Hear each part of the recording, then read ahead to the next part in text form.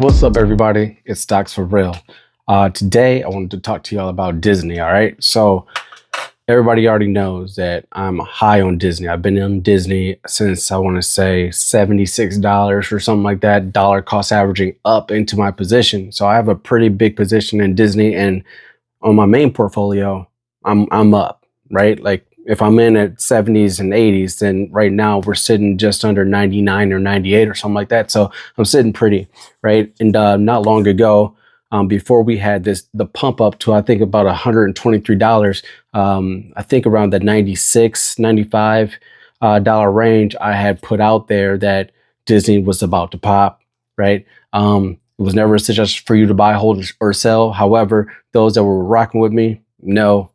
And if you played it, you paid, right? So ultimately, I've been rocking with Disney ever since. Some of you guys know I'm doing the 401k play, right? Where I'm dollar cost averaging into Disney until August. And because I'm at home, I'm not going to speak to, what that means. But those that know. Okay. So ultimately, right now, I wanted to go over the good, the bad, and the ugly, essentially, for Disney stock right now, because it did just take a major pullback. And essentially, it ran up to about the 120s. And then it's been coming down ever since, and it finally broke under $100. Now, the first time it broke under $100, I told everybody that, that I'm affiliated with, those in the community, right? That if it were to break under $100, that before it happened, before the first break, I said if it broke under $100, that it wouldn't live there very long. And actually, I said that it was going to spike up like instantly the moment it broke. And sure enough, that's what it did. Guess what I did, right? I hopped into calls and I dollar cost averaged into those calls as we were approaching that $100 mark. So, and guess what? It paid, because that ran back up to, I want to say, like 105 or something like that, 106. I gotta double check my numbers. I know the minimum is 103 that we ran it up to. Nonetheless, it happened, and it happened again, and it happened again. So we've been on a rinse and repeat cycle right now in Disney. The problem is that once you start to break into that $100 level multiple times, that's just showing weakness, right? It's showing that the sellers are really trying to push it below, and they're breaking through. The more times they break through, the more likely it is for Disney to live under $100 until something happens or a major catalyst happen. Now, the reason why I'm talking about Disney is because of a lot of the news that's been circulating around the company. There's been a lot of positive and some negative. So I'm making this video because I know there's a lot of people that might be in Disney and are fearful. But you have to understand that Disney is an investment. It's a long-term hold, right? It's not a swing trade. I mean, you can treat it however you want to treat it, but me, I'm thinking of it as a major player in my portfolio. That's me personally. Okay. You do you, but they got brand loyalty, right? They own, Marvel, like the Avengers, right? We're coming out with Deadpool and Wolverine pretty soon, right? It's like insane. They got Star Wars. You got Acolyte. So me and my family, we're watching that on Disney Plus. And then they own like the ESPNs of the world, and the Hulu, and they own all these networks, right? So they have the cruises, they have the theme parks, right? They have the Disney characters that we all know and love and grew up with, right? So Disney's not going anywhere. And I've been preaching this since it hit $76, right? And it's the one company, the one major company, in my opinion, that has so much room to go and still has not hit its pre-pandemic levels. Okay. So that being said, we're going to go into just a little bit about it, and then we're going to dive into the technicals, right? So what we got the Park Magic, and the park is like their major money maker right now. Theme parks, tourism is starting to increase, right? From the COVID era or whatever. So they're starting to see an increased revenue there. They had a major issue with the local government with DeSantis, and how the park operated in in relations with the state, right? So DeSantis didn't like the fact that Disney was essentially operating as if it was its own entity, which has been doing that for a long time. But nonetheless, I'm not going to dive into the details of this of the legalities. However, at the end of the day, that the legal BS between the government of Florida and Disney is over, right? So now they both can move on. Disney's going to supply more jobs. They're going to start helping pump money into Florida to help with the housing crisis that's going on there for the homeless or whatnot, in low income families. And then Disney also in turn has decided that they're going to reinvest a lot of money and move forward with increasing their park sizes, which I'll get into later. Okay. So you know about that. Streaming services right now, they have millions of subscribers, right? They hit their first profitable quarter in Q2 of this year for Disney Plus, right? I'm not talking the entirety of their streaming platform, but Disney Plus alone did numbers, which was a huge milestone for them. Now, we are not seeing like a major run up because Hulu and ESPN and the other networks, that type of content is it's still fighting for that market share, right? So that's what we have right there.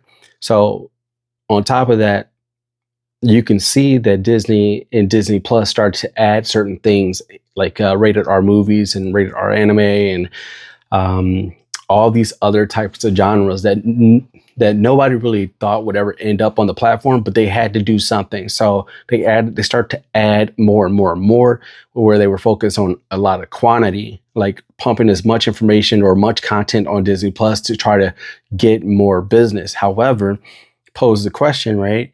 Well, has Disney lost its way? And I made a video about that because one day I'm scrolling through Disney Plus and then I see, I don't know if it was The Shining or, but it was like a horror movie, right? And then it was more like rated R, like raunchy comedies and stuff like that, stuff that I would not have my kids click into. So then I was posing the question, well, do I need to now have a separate profile for my kids, right? Looks like I'm going to have to. But anyway, that happened. And then later, Inger came out and said now they're going to start pulling back on some of those things and focus more on quantity versus quality. I'm sorry, quality versus quantity. And, you know, the media didn't really like that because it was that. Also, he was saying that he was kind of pulling back on like the ad spend or marketing budget, whatever they were doing to pump their streaming services. He was kind of pulling it back. Now, investors don't like that because the streaming service was like the main thing that everybody's kind of gravitating towards as like their biggest opportunity for, for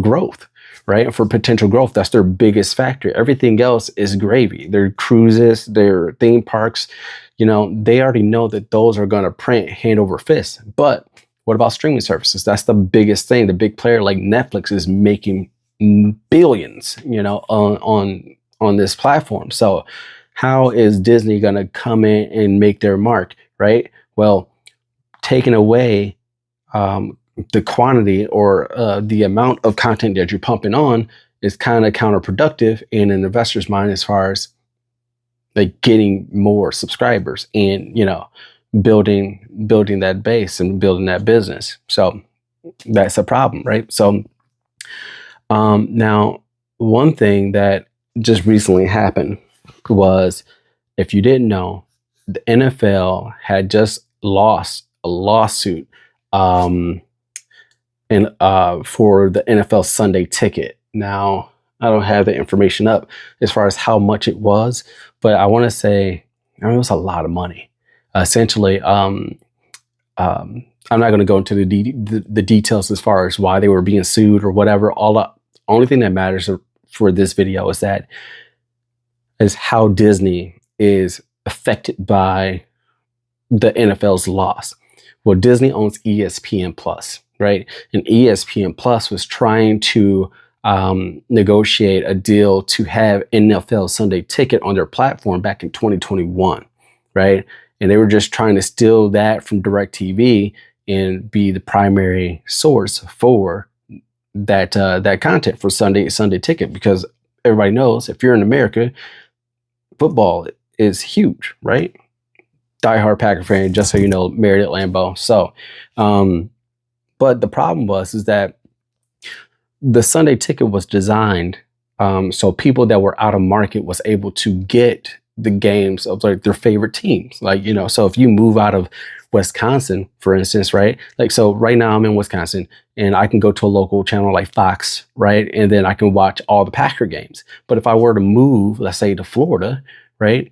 Where you get, you know, Jacksonville Jaguars and, you know, the Miami Dolphins, right? As locals.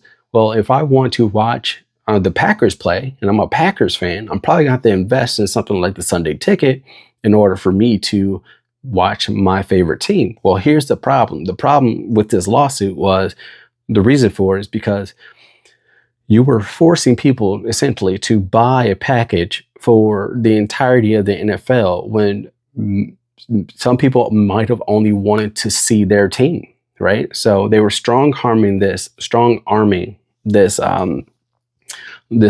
streaming service, essentially forcing people to pay a premium. Now, the problem is they didn't have to charge a premium, right? They could have packaged it or broke it down or allowed the networks to sell it however they want it. However, the NFL essentially, okay, so I don't want to get sued. I want to make sure I'm saying this right. So please do your research because I might be off just a little bit. So I apologize, but essentially, the NFL, hypothetically, supposedly, they were paying these networks or telling them that to charge a premium so people, so not too many people would be buying into it. The NFL Sunday Ticket was never meant for everybody to hop on it. So what do you do when you want a bunch of people to sign up for a service? You make it a premium. You don't make it as accessible to the everyday Joe, right? So that's what they did. Why would they do that? Well, that's because they have deals and marketing deals with other services like Amazon, like CBS, like Fox, like ESPN, you know, like Paramount now, like, you know, they have all of these, and what they want to do is try to make all their money everywhere, right? and they don't want all of the NFL fans to flock towards the Sunday Ticket, because then it's kind of taking money out of their pockets with these game deals that they have with these individual services, essentially, okay, or publishers, okay. So that's that, right? And essentially, back in 2021, Disney wanted the ESPN Plus, and then continuously, essentially, from then until now, Disney or ESPN has been kind of like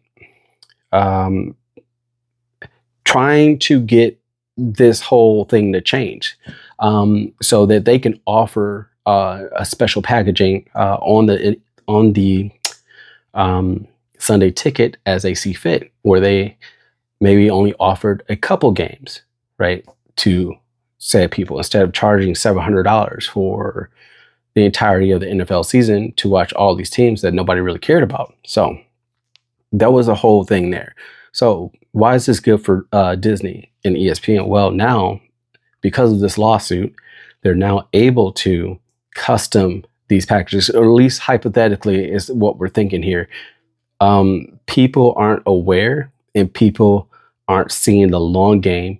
And that's why Disney is not on a rocket. Because in my opinion, the moment that deal struck, right, Disney should have blown up, right? And again, the reason for that is because now you had this much flexibility with like the NFL Sunday Ticket, and you already have all the sports viewers. So now you can market this package however you want, and then that's going to generate what? more streaming, and more content, right? So that's going to increase that profitability of the overall streaming platform that I was talking about. So short term, you might not see it, but long term, this is why I think Disney, in the streaming aspect of things, is going to absolutely blow it out the water. Okay, because of sports. Period. Disney Plus, we're not there yet. We're there, but I'm going to talk about that later. Okay, so outside of that, they have positive, recent positive revenue growth. Now, the profit margins aren't as high as they've been in the past, but they're moving in the right direction. Okay, so that's okay, right? And hopefully, we're thinking like the future growth of like the $60 billion that they're about to put into the parks over the next 10 years, parks and cruises, is going, and then plus streaming is going to just increase Disney overall and just make it back to this $200 plus a share company, right? Now, a couple of things to point out. Now, we talk about the streaming platform, and I know that that's very important. And again, I don't think that they're going to miss. Why? Well, here's an example. They just did Barbie, like not long ago, right? And Barbie did about over $1 billion. Just recently, Inside Out 2 is the first movie since Barbie to do $1 billion. That's absolutely insane, right? And guess what comes to their platform on Disney Plus after a while, after it hit theaters for a little bit? Those movies. So that many more eyes is actually going to get into the platform, into the services. When a movie is doing $1 billion in revenue, that's a reason to subscribe, right? That's building business, right? So that's a moneymaker. That's awesome. Okay. So between all that, and some analysts feeling like Disney is undervalued, this NFL Sunday Ticket and ESPN thing, everything technically looks gravy, but the stock is being pushed down so much. Now, you got Elon Musk that's on X, and it's like he hates Disney, and he's finding every reason possible just to like crap on him, right? So, and he has a big influence over the stock market. And he can drop a Doge tweet, and then Doge goes up 20% instantly, right? Like that's how much influence that guy has over the market. So if he don't like Disney, he has a cult following. Everybody that follows him not gonna like Disney, right? So, or they think that he's so smart where he must know something. So we got to get out of Disney. So that's just what happens. It is what it is. Now, outside of that, there's some other negative news going on with Disney being woke, and then Disney being they're discriminating for jobs or whatnot, right? Like, but I don't want to dig into that. If you want to do your research, go ahead and do your research. But it's just a negative light on it. If you want more information as far as what's going on internally with Disney and like the optics that just doesn't look good, then just go ahead and Google Disney lawyer speaks out, or Disney lawyers caught on camera. I don't know. He was kind of like catfished. I don't know. Like some news reporter kind of snuck an interview with them and recorded him on the low, right? And then he just loose-lipped everything. So just didn't look good. Anyway, I don't know if that's really blowing up so much, but it doesn't matter. Anyway, that's my take on Disney overall as far as the holistic view of the company and why I'm bullish on it. Now, I'm going to dive into the technicals, where I see Disney at currently, where I see it potentially going up and actually going down, because in the stock market, you got to play it both ways. You just never know. So stay tuned. I'm going to switch over to the technicals. See you then. If this shit didn't record and be mad as are you?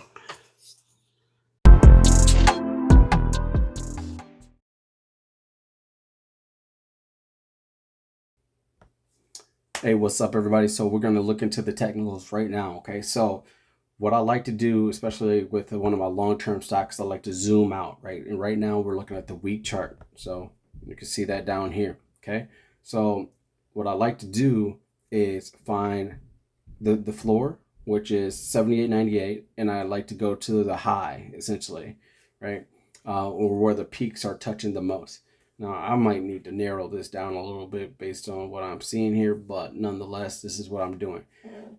Essentially, when I got my low and I got my high, right? And then I got about 50% of the way there. And my thought process is anything under the 50% mark, which is 133.46, is bearish. Anything above that 100, that 50% line is bullish long term. I'm thinking here when we're looking at the week out chart, right? So the last time we were up above that was April 2022, and we dropped below that in March of 2022. So right at March 2022, and I'm pretty positive that I played this. No, I did play this, and I ran this up 367%. And if you're in the Discord, Keenan Grace, and you know about it, you can just search my name in Disney and the date, and you'll see the receipts. You know, that's just what it is. But that's just how I read it. I've never been wrong with Disney so far, and I don't plan on being wrong with Disney today or whenever. Essentially, I already told you my bullish points on Disney. So you take that for what it is. You do your own research. Not a suggestion for you to buy, hold, or sell. Okay, so I'm going to dive into these technicals. Okay, so right now, what do we see? So we have this high low, right? Well, the first thing I noticed is that we had this downtrend right here, which, let's go here. Essentially, this is what we call a descending wedge, right? And in a descending wedge, it is a bullish pattern, right? Essentially, you're in a downtrend and you're waiting for the breakout, right? So that's exactly what happened here, right? Boom. I can't even do this. I gotta get my pen up. I can't do that either. One moment, guys. My bad. Getting used to the setup. So anyway, I think you can see it. So we had our breakout. And now, what does it look like? Well, it looks like it's almost coming down for the retest, but we're going to get to that point in a little bit. Nonetheless, that's where we are. We touched the bottom at 78.98. We bounced right off of that, which I wrote calls up. You can find the receipts for that too if you so choose to look that far back. So anyway, so what I would like to do is sometimes I have, you see, I have the high and I have the low and I have the middle. Well, I also do the same thing with this lower half. So then I would go in, I take my measure and I measure to the base, to the top, right? And then, so what's the middle point? And then I look and see where the lines are connecting, okay? So we're at 106.85 and I'm gonna draw a horizontal line and I'm gonna make that one yellow. Where are you? Okay. Okay. All right. So, and then I typically would just make the adjustment of where the points are touching the most, right? So we have multiple hits right here. And you can zoom out and go back and look at historical data. You can see how it reacted to this level. Okay. So you can already tell above this level is bullish, below this level right here is bearish, right? Consolidation right below, above bullish. See that false breakout right here? No, false breakdown. We're back bullish. Okay, so that's kind of what we're looking at here. So let's zoom in. So we got that halfway point. Let's do one more because this is kind of where we are today. So we're gonna go here, here. Now technically this should be a little higher, right at 93.01 because I had adjusted this a little bit. So 93.01 is pretty much the halfway point. And for me to make it more visible, I'm going to do dashes here, and I'm going to change that color to more of like a blue. Okay. This red is 96, 94, so that's the new floor. Okay, got it. Okay, so that's where we are. So essentially, what could happen at this point?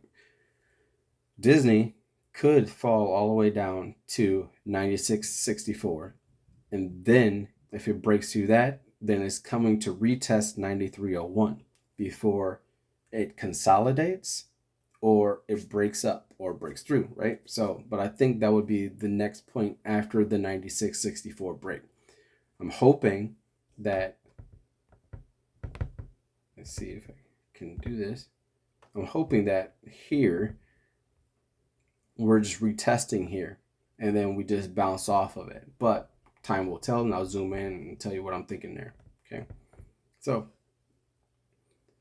zooming in, and let's go to the 1 hour. Nope, let's go to the day. Too close.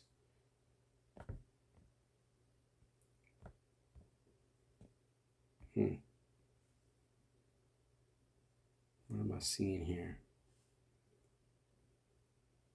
Let's go back to the week. So the week is interesting. So let me just draw these lines quick.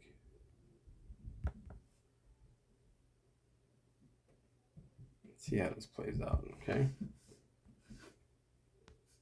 So looking at my trend lines again.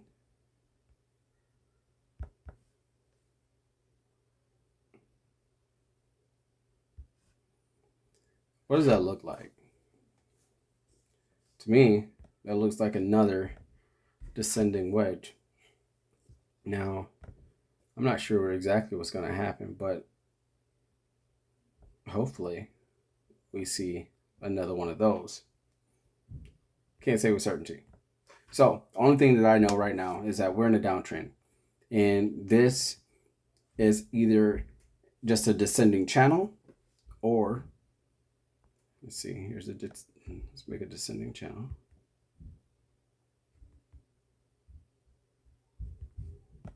Or it's a descending wedge. So either way, we got some up and down going on right now. Our ultimate goal is to try to retake 100.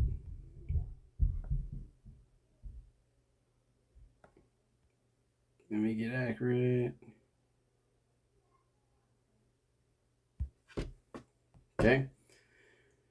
And if we retake 100, as you can already tell, we're range bound between 100 and 103.97. So what we could be seeing here is a false breakdown in 100 level, like which we've been seeing, right? Only for it to fall back into the range as it determines where it wants to go, right? Up or down. So I say, as long as we are above 96.64, I think we're pretty safe for the most part.